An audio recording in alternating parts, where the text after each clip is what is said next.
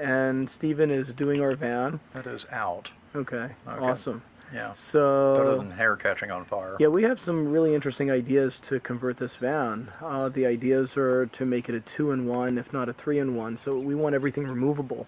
The furniture removable. We want the water tanks underneath of it, so maximize interior space.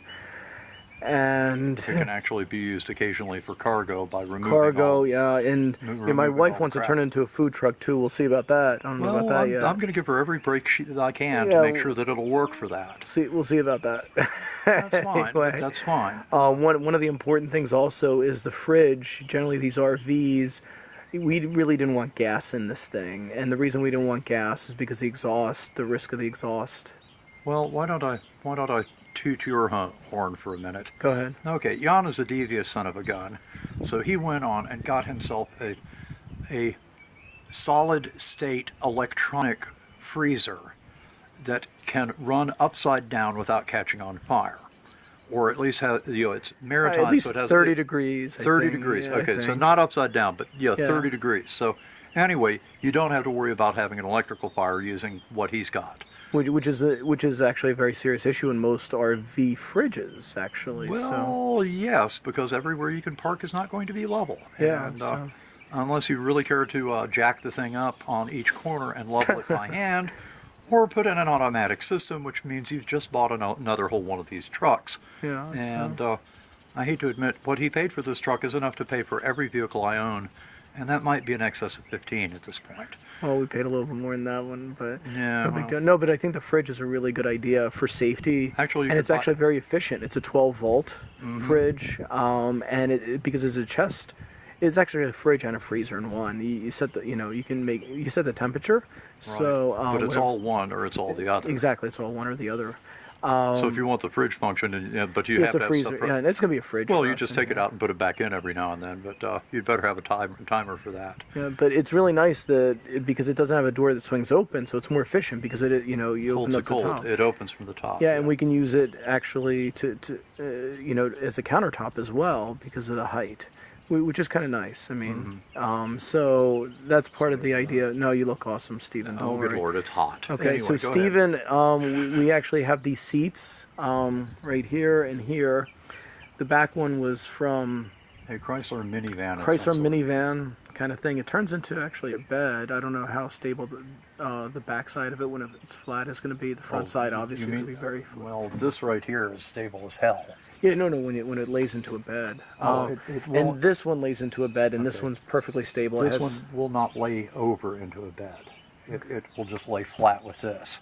Nice thing about that, though, is it is even with this when it's folded out. Oh, no, that lays into a bed. You didn't know?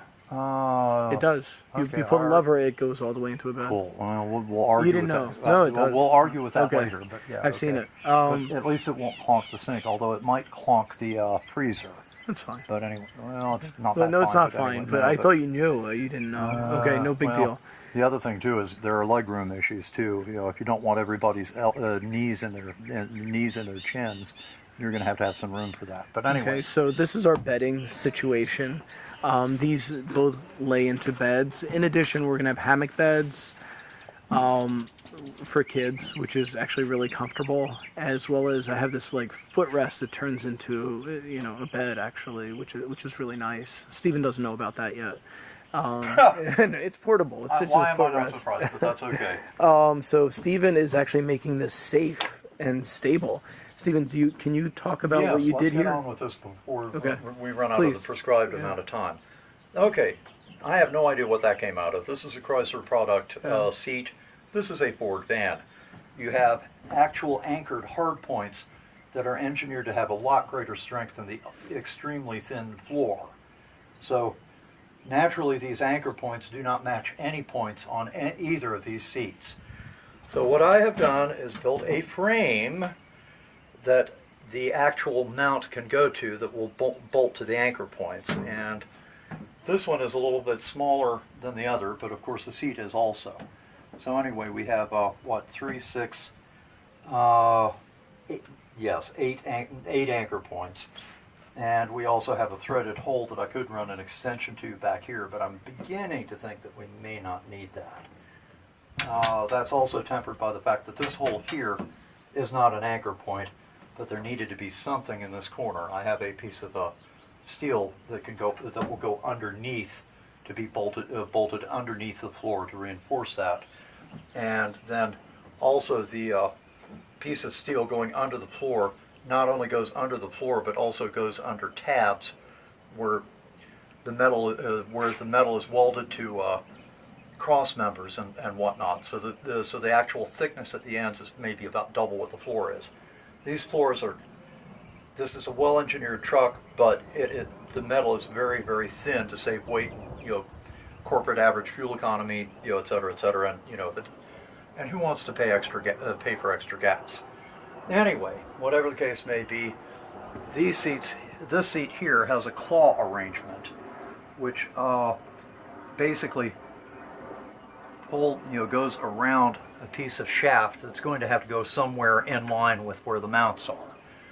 And so anyway, now that I have these done to where this fits the hard points in the floor, the next point is going to be to engineer something that it can grasp that won't be too much of a tripping hazard and won't puncture people with bare feet much. Hopefully not at all. The Chrysler solution was to recess it in the floor, but unfortunately that is not available as an option here without a substantial amount of re-engineering, which I'm pretty sure I think Jan would actually like to have this in his hand working at some point and actually be able to pay for it. So anyway, theoretically we could take the Chrysler part out, cut it out with, say, a plasma or saber saw or whatever, and then weld it in here, but it would not be at a hard point. And the other cute little thing is all of these hard point holes are not necessarily in places that you can actually get to from underneath the truck. So theoretically we could use a Chrysler type arrangement and then tie it to the hard points from underneath, but in actual practice a certain amount of this you can't get to. On this front one, which is going to be back from where it is currently, this is all simply forward because I was doing a space check to make sure that the bolt holes all still lined up and so on and so forth after welding, because doesn't matter how careful you are, welding does move stuff around some, and clamping helps, but it doesn't always solve every problem. Anyway, and Murphy never sleeps.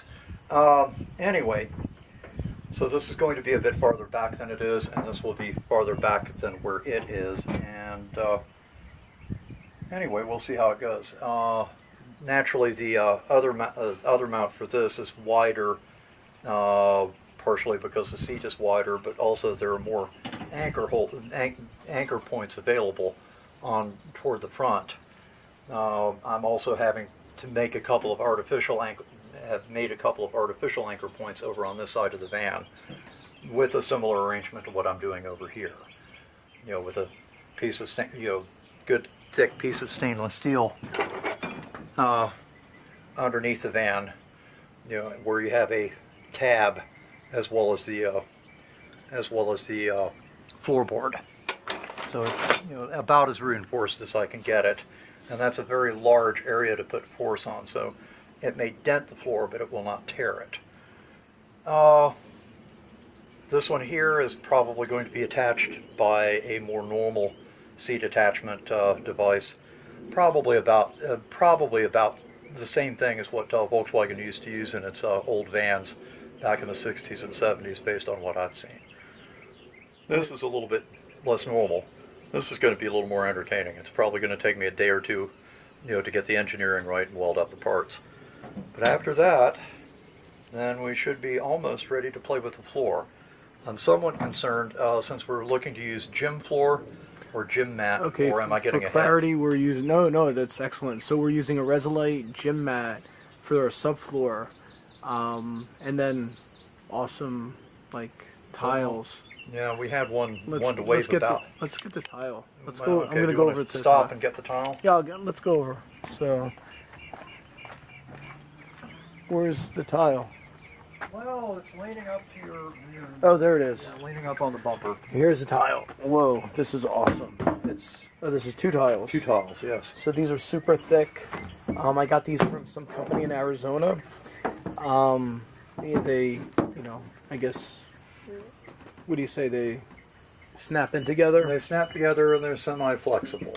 Yeah, and that's important in this van. Right, because if the floor is going to flex, the tile has to follow it instead of cracking. And these are really high quality. I mean, I think there's a 20-year warranty, if not longer. Okay, that's what I was going to ask, how many years it's warranty for. No, these have a phenomenal warranty. Because I had rude things to say until you said 20 to 50-year warranty, no, it's whatever a it huge was. warranty. I don't know I think it was at least 20 years. I may be dead by the time the warranty these are expires. good. So anyway. These are super thick. I mean, wow. I've never seen... I mean, not that I'm incredibly old, but, I'm old enough. One other thing that's kind of bothering me, too, is we have these corrugations that are in here to increase the strength of the thin floorboard, which it does effectively. But I'm concerned that the Resolite gym mat is going to kind of float over them. And I'm beginning to think that we're going to have to fill this in with something. And I'm seriously thinking about cutting Luan, cutting a couple pieces apiece to level that out a good bit. That's fine. And then that way we don't have strange things going on with the floor, especially under the brackets. Yeah, I disagree with that because on our old RV we actually had this gym mat underneath the carpeting, and it ate up all that corrugation. Okay, well that's cool, but on carpeting you're not going to see it like you do on this. Yeah, no, that's fine. Yeah, this is nowhere near as flexible as carpeting. Agreed. And the other thing too is I'm not sure. Well, anyway, one other thing that's going to be added to those seat mounts is a little bit of tubing. So when it's bolted down, the tubing will act like so, and limit compression. And then we can actually torque each bolt to the Ford factory setting for the hard points, which I'm pretty fond of as a concept because, I don't know, Jan has, 2 kids and an infant, an aging mother and a wife, and dog. Yeah, and a dog, and they all would probably operate better if the seat did not go flying with them on it somewhere. Don't forget the dog. Dogs always come out okay, but okay. Maybe they don't, but every dog I've ever heard of that was unrestrained came out okay in an accident. They may not want to ride in a car afterward, but they come out okay usually. Anyway, so that's kind of the point that we're at this point. Let me see. Among other things, I'm not totally sure exactly where I'm going to put the pump, the electric pump. Did weld up a mount for it based on being placed in 1 or 2 different places, and it may well be that we're not going to use either one. And after the mounts are done for the seating, the Resolite's going to go in, in the tile on top of that, the tile, and then the plumbing is going to be finished.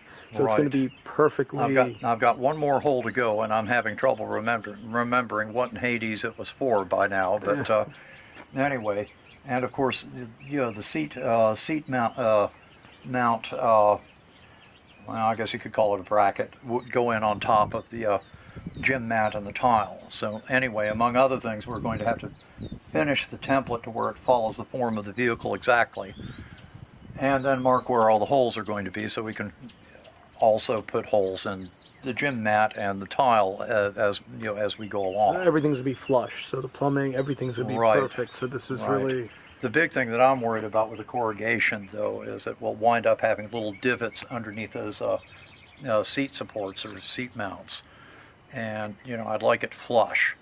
So anyway, if it sits relatively flush and the tubing is ever so slightly shorter, so it compresses down just a little bit on the floor, then that'll keep everything nice and flush and make it less of a tripping hazard. Sounds good. Especially when all the crap is out of it and people are trying to, haul things with this. Sounds good.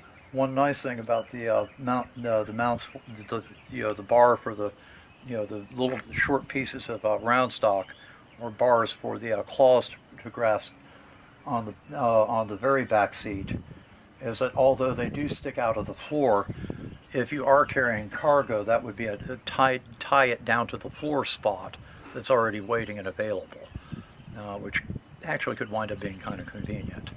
But anyway, we'll see, and I don't know if I don't get this exactly the way we shall find out in the course of time whether my name shall be cursed. I think everything's looking great. So yeah, hopefully we'll get the floor in pretty soon, and then everything will start forming, because we're going to put electrical in, and the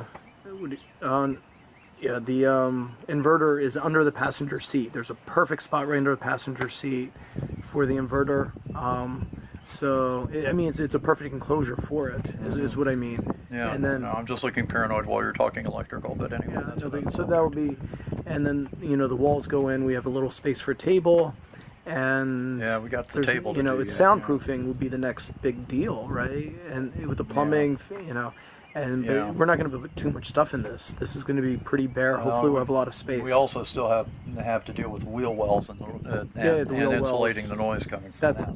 That's the biggest problem for But to tell you the- soundproofing. But is to the tell wheel- you the truth, if we get it to where the floor is down and the seats can be mounted, and the plumbing is in place and works, and you have the electrical to run it off of, and you have your little fans, at least you've got a minimum to work with if you decide to take off. Yeah, we have some interesting ideas for keeping this place cool.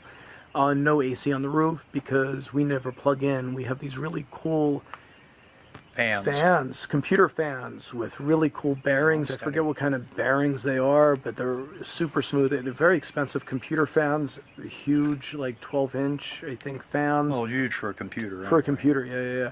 And I think we have 3 of them, and we might, end up getting more if necessary. But that'll really circulate the air in here.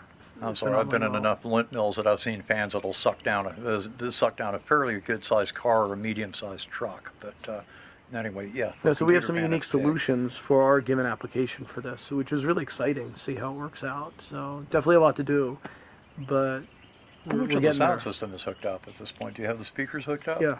Oh, that's good. That's one less thing to argue with then. Anyway, so I think that's it for where we are now, and we're going to continue making some videos. Thank you.